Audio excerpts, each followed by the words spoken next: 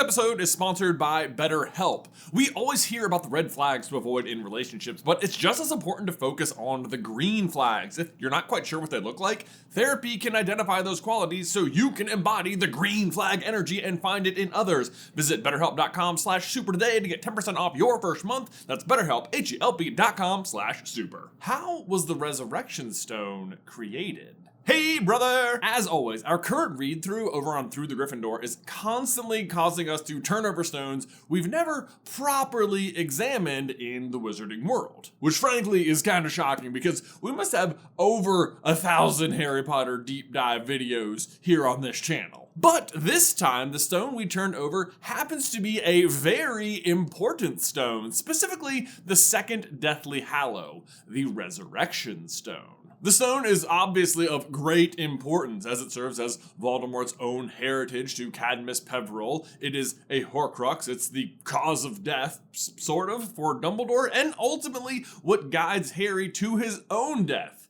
Again, like, sort of. It's Avada Kedavra, not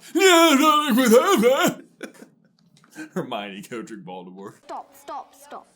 You're going to take someone's eye out. Besides, you're saying it wrong. But as ever with the Deathly Hallows, they're cloaked. My body's gone. In mystery. They seem to defy all the laws of magic that we must otherwise abide by, which makes their origins of extreme interest to us, the readers and theorists. But it's also surprising that there's so many mysteries about their origins because we have an entire chapter that outlines exactly where they came from, which is, of course, capital D, Death himself. So, Big D? Hey, Big D. Beat up another 10-year-old. Yeah, can you imagine if Dudley was actually the Grim Reaper? Although it would certainly explain why he was so good at boxing. Dumbledore, however, contests this particular point by suggesting that the Peverell brothers were most likely highly gifted wizards, just capable of creating such objects. So today we're going to try and dig through all the evidence to try to get to the bottom of just how the Resurrection Stone was truly crafted.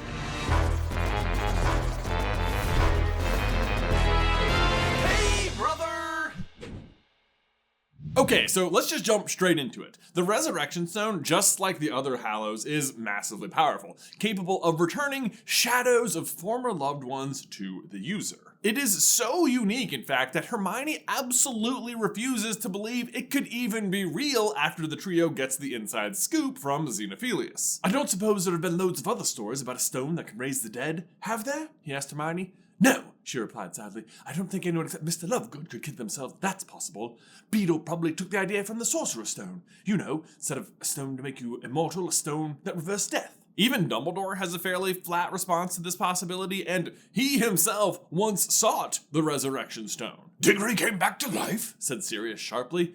No spell can reawaken the dead, said Dumbledore heavily. However, even though we know Dumbledore believes this to be true, it doesn't stop him from being so tempted by the Resurrection Stone that he puts it on just a year later. Dead end. But what's most important about that quote from Goblet of Fire is what else surrounds it. So let's give more context. Some form of Cedric must have reappeared. Harry nodded again. Diggory came back to life, said Sirius sharply. No spell can reawaken the dead, said Dumbledore heavily. All that would have happened is a kind of reverse echo. A shadow of the living Cedric would have emerged from the wand.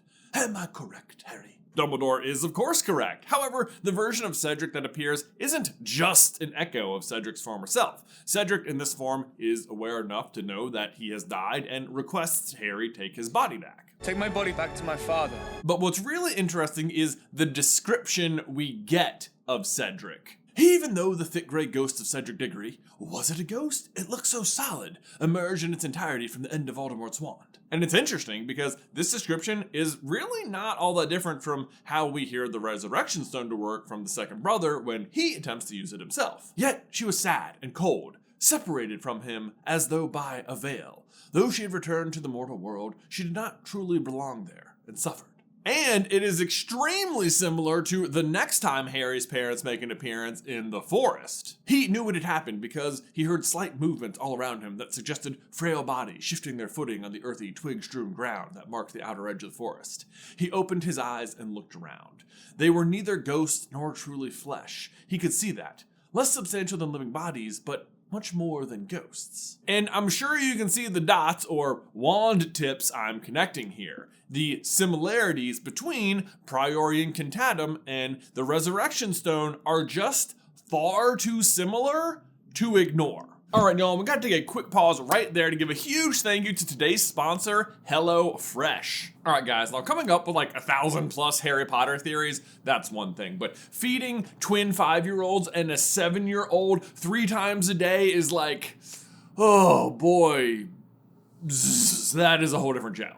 But HelloFresh is like the secret cheat code. It cuts down on shopping, prepping, and idea creation, and the meals are delicious, and they're healthy, and everyone will happily eat them. I can tell you that my family specifically is extremely partial to the firecracker meatballs, always a huge hit. I mean, they explode, what's not to like? I'm just kidding, they don't explode, that was a firecracker joke, you get it. But the other cool thing about HelloFresh is that there's like over 100 add-on items you can add to your weekly box, like quick breakfasts, or packable snacks, or beverages, or whatever else. And they've just added ready-made meals for when you're in an especially tight bind. Like, we are talking fridge to fork in 3 minutes. But the real best part is all of the saved time. It leaves me and my boys plenty of time for their favorite game, Gears. The game of Gears works like this. The kids get in a line on the ottoman, and what they want me to do is pick them up and throw them onto the couch. Okay. Right. That's basically it. So if that sounds good to you, you can get up to 10 free meals and a free high protein item for life at HelloFresh.com/HelloFreshPodcast.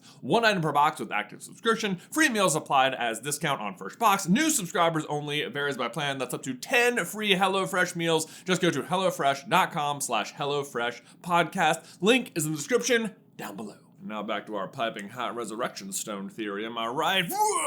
We have these 2 remarkably unique circumstances where people who have died are capable of returning to the land of the living, but not entirely. Despite this though, in both circumstances, those who have returned are aware of their own death, Cedric's as we just mentioned, and again Sirius's in the forest. Does it hurt? The childish question had fallen from Harry's lips before he could stop it. Dying? Not at all, said Sirius. Quicker and easier than falling asleep. So, I'm sure you're starting to see the path we're winding down, but it's impossible to believe that the Resurrection Stone, if it is in fact created by Cadmus Peverell and not simply a stone collected from a riverside by capital D Death, so big D, almost had to somehow involve Priori Incantatem. But here's where it gets more interesting, because there are a fairly specific set of circumstances that must align for that phenomenon to occur. First, the 2 wands in question must have twin cores, meaning cores harvested from the exact same magical beast. For Harry and Voldemort, it's the tail feathers from Fawkes the Phoenix. It so happens that the phoenix whose tail feather is in your wand gave another feather, just one other. It is very curious indeed that you should be destined for this wand, when its brother gave you that scar. So, let's consider that for a moment, because if Cadmus invoked the power of Priori Incantatem to create the Resurrection Stone, it means his wand had a brother wand, and not for nothing, but he also had 2 brothers, one of whom is known explicitly for his wand, but we'll come back to the creation of the Elder Wand in just a second, don't worry about that. First, the stone. Imagine, if you will, that when the 2 brother wands are battling, that if instead of the 2 spells like meeting in mid-air, they instead struck a small stone at precisely the same time. Like, small enough to let the magic pass through it, but not large enough to block anything. Like, I don't know, something maybe you could fit into a ring? So the 2 brothers, Antioch and Cadmus, force their brother wands to fight and force the golden beads back and forth until someone wins and forces Priori Incantatem out of the other. But more importantly, they have imbued the stone with the power of Priori Incantatem. Well, sort of. That effect allows you to see what spells were cast, and it's not like the stone cast any spells, right? Right, but the spell does allow you to recall things, and here is where the core of the brothers' wands comes into play. Because, in case you don't know, the core of the Elder Wand here is a thestral hair, meaning the brother wand would also need to be a thestral hair from the same thestral. And thestrals, of course, can only be seen if you've seen death. So, the Priori Incantatem Thestral Core Powered Stone can let you summon back and see the dead.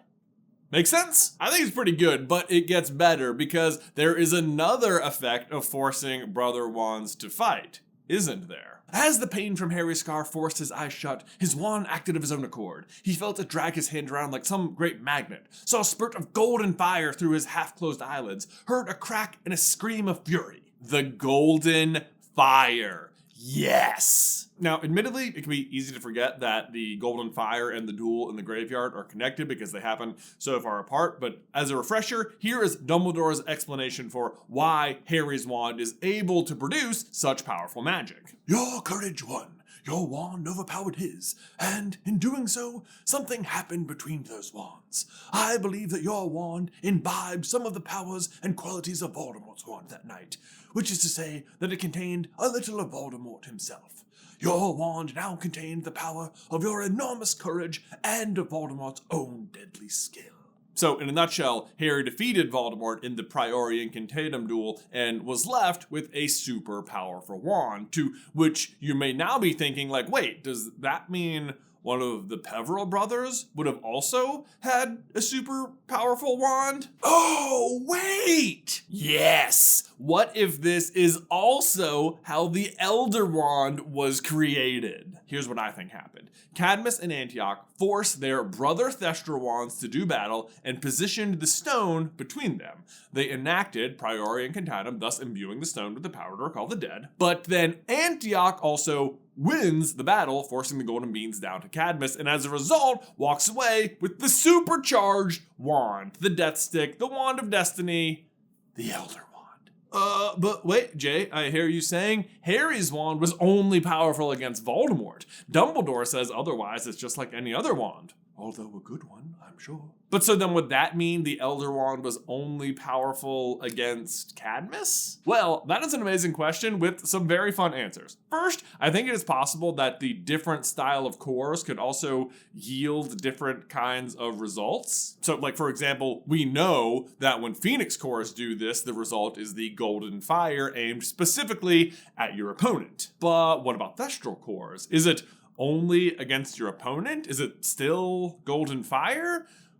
I somehow doubt it. I mean, that's not really the lore of the Elder Wand, is it? Whereas phoenixes are heavily related with fire, and the tail feathers are literally gold. But no, the history of the Elder Wand is a bloody one, and it's said to win any duel for its master and make you Master of Death. So, given Thestral's own relationship with death and the history of the wand, I would say it makes the wand powerful anytime it's against death. Like, anytime you're in a duel where you might die, or say if you're repairing a wand, because of course, as we know, wands do have a bit of sentience, meaning they can kind of die. But hey, even if you want to disregard that and argue, no, the wand would only be powerful against Cadmus, that's how it works. Well, guess what? Voldemort is a descendant of Cadmus, and it's the Elder Wand that finishes him off. And there is actual evidence that the Elder Wand does have a brother wand. If you watch the Fantastic Beasts movies, this is the wand you will see Dumbledore use, his first wand, or at least the one he used before he got the Elder Wand. But fun fact, whenever you see Dumbledore using this wand in Crimes of Grindelwald, it's all CG. They had to go back and change what the wand looked like in post because they decided the wand they actually used to film, this wand, was too similar looking to the Elder Wand. Which, if you ask me, that's a lot of extra work for a mistake I don't think many people would have made. I mean, The Elder Wand is very unique looking. It's almost as if they wanted to conceal a certain relationship between the wands in order to have a better reveal later. That reveal eventually being, of course, that the wands were brother wands. Grindelwald has Antioch's actual Elder Wand, but Dumbledore has Cadmus's. Heck, even though they changed the appearance, they kept some kinship to the Elder Wand alive in Dumbledore's wand in the runic markings. Look at that. The runes are not on other wands. And when Dumbledore and Grindelwald duel in Secrets of Dumbledore, look what happens. I mean, is that not the exact same thing that happens in Goblet of Fire? Because also, if Grindelwald has the Elder Wand, how is Dumbledore supposed to be beating him at all?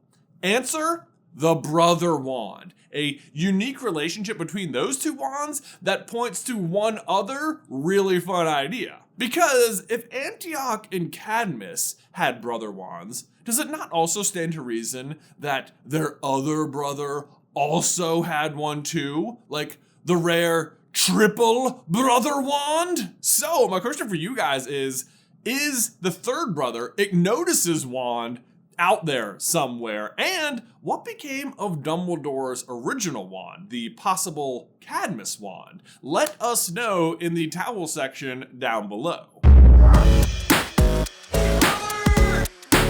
Guys, thank you so much for watching today's video. Don't forget to leave a like on it if you haven't already, and subscribe so you don't miss any future Harry Potter action from us. If you want to see a whole video dedicated to just the idea of the relationship between the brother wands, we have one right over here. But otherwise, Ben, until next time, I will see you in another life.